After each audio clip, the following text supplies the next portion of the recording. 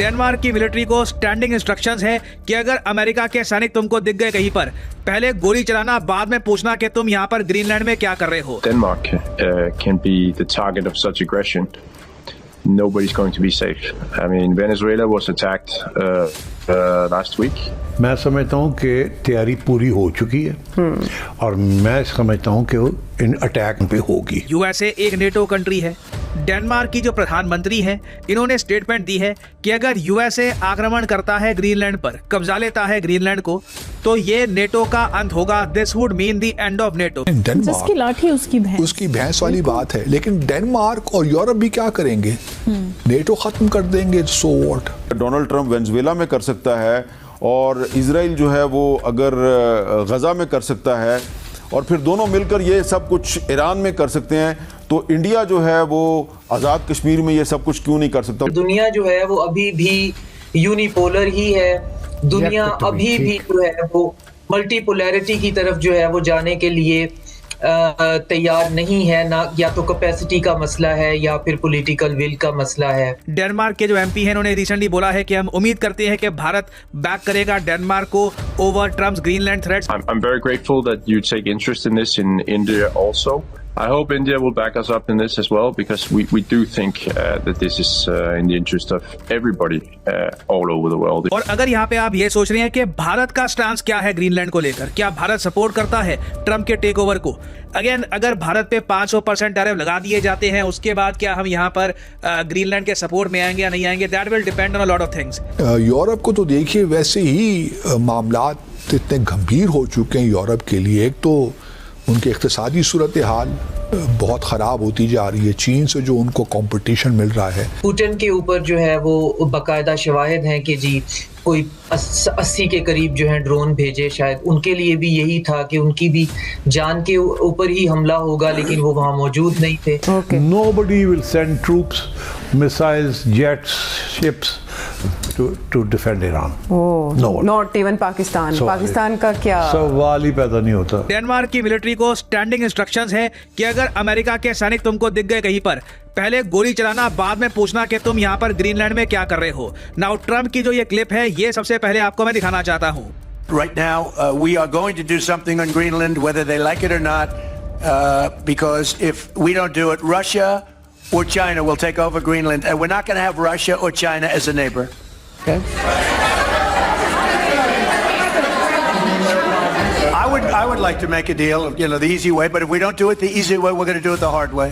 बहुत बड़ी स्टेटमेंट है कि मैं तो एक डील करना चाहूंगा। ऑलमोस्ट आप अगर देखो तो इंडिया के साइज का एक बड़ा टापू है ग्रीनलैंड, जिसको डोनाल्ड ट्रंप कब्जाना चाहते हैं।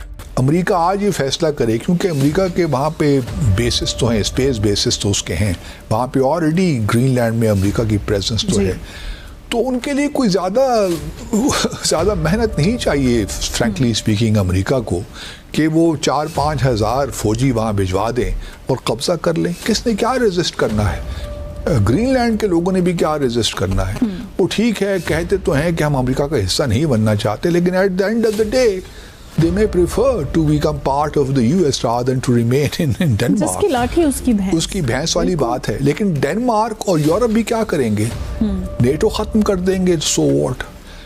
यूरोप को तो देखिए, वैसे ही मामलात इतने गंभीर हो चुके हैं यूरोप के लिए। एक तो उनकी इक़्तिसादी सूरत हाल बहुत ख़राब होती जा रही है। चीन से जो उनको कंपटीशन मिल रहा है, फिर जो अल्लाह भला करे अमेरिका ने टैरिफ्स लगा दिए हैं, तो ये भी एक बहुत बड़ा मामला है। तो इसलिए ग्रीनलैंड को मुझे लगता है कि इस साल शायद, बल्कि कुछ अगले माह में फैसला भी हो जाए, या तो मुज़ाकरात के ज़रिए, या फिर ना हुआ तो प्रेसिडेंट ट्रंप ने 1000-2000। आप देखिए ना, डेनमार्क के डेनिश फोर्सेस जो हैं वो अमेरिका के साथ लड़ाई में तो नहीं जाएंगी ना। It's impossible in my view. वो ठीक है, रेटरिक अपनी जगह पे।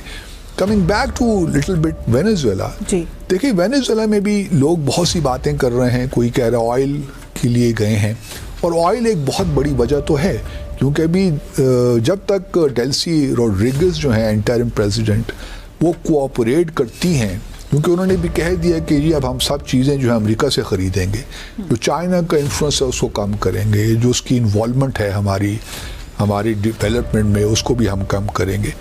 अब जो ऐलान हुआ है कि 30 से 50 बिलियन बैरल वो अमेरिका जाएगा। अब देखिए अमेरिका को क्यों ये ज़रूरत है 30 से 50 मिलियन ऑयल की।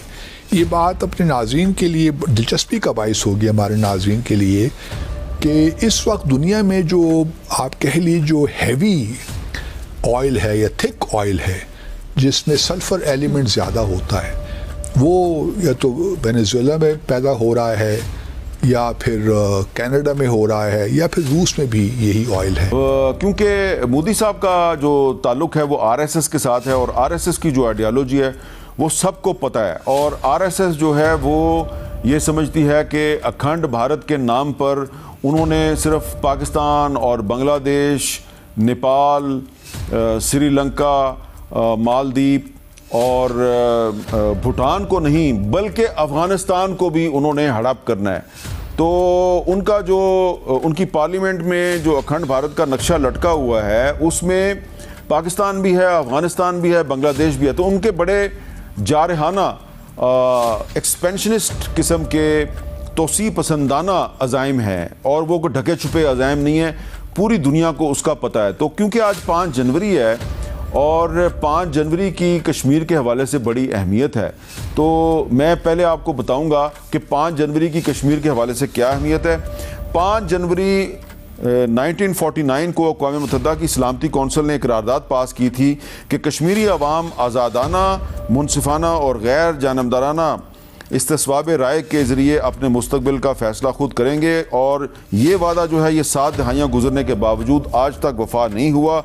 1998 से अब तक 96,481 कश्मीरी शहीद हो चुके हैं, 1,80,000 गिरफ्तार हैं, 1,10,562 मकानात जो हैं वो तबाह हो चुके हैं, 22,991 ख़वातीन बेवा हैं, हाफ विडोज़ इनको कहते हैं, 1,08,000 बच्चे यतीम हो चुके हैं। मकबूजा कश्मीर में आज़ादी इज़हार पर मुकम्मल पाबंदी है।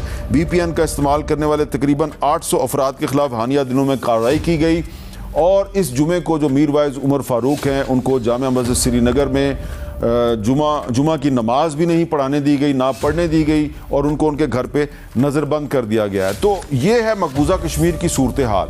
तो ये जो डोनाल्ड ट्रंप साहब ने वेनेजुएला में किया है इसका फ़ायदा पुतिन जो है वो यूक्रेन में उठाएंगे, और ख़दशा है कि नरेंद्र मोदी